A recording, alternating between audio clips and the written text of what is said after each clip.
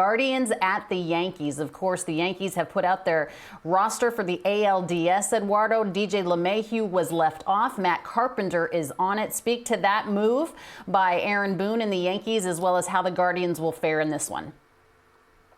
Well, DJ LeMahieu, look, this is the ultimate team player. He's played so many different positions, and I think this is also a decision made by a veteran player knowing who is going to help their team get to the next round better.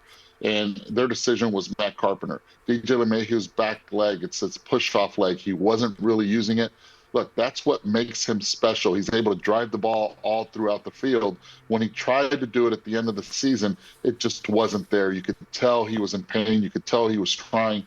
But I think this is a smart move. It's a smart move for the Yankees. Offensively, they have depth. Their biggest problem and their biggest question mark is going to be in the bullpen. Who's going to be the guy? It's a different staff than it was in the first half when they were dominant. The second half now, there's no Mariano. Those years are over. Who's going to be the guy closing? Jonathan Loaizaga, great arm. Lou Trevino has experience there. But will it be enough for the for the New York Yankees to be able to overtake a very athletic, a very young team in the Cleveland Indians that right now they're playing with house money, as they are way ahead of schedule as far as being where they are right now?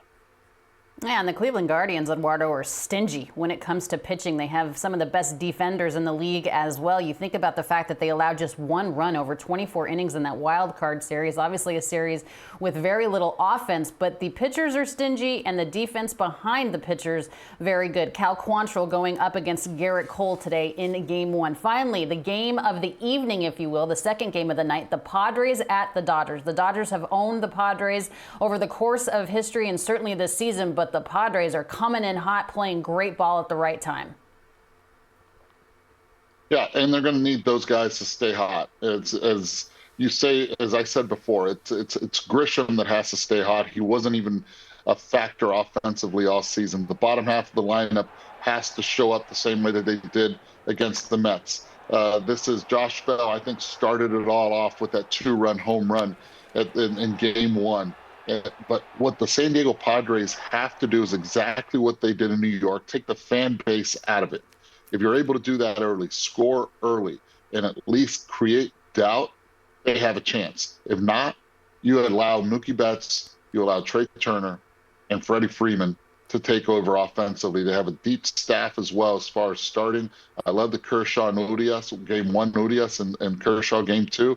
There's a lot of experience there. There's a lot of nastiness there. And the most important part for a team like the Dodgers, they did have 5 days off before the series started, and I think that will benefit them in a major way. You mentioned Trent Grisham. He reached base 8 of his 12 plate appearances against the New York Mets. Quickly before I let you go, why do you like Urias in Game 1, Kershaw in Game 2? I like the experience. I like Urias as he was the guy that closed it out when they won it in 2020. He has been as good as any pitcher in the big leagues this year. He has 3 pitches that he can get you out at any time. He's not afraid. He challenges you inside. And I think when he opens up the zone there, he's not only nasty on lefties, but also on righties. And his command and poise sets him up perfectly for Game 1.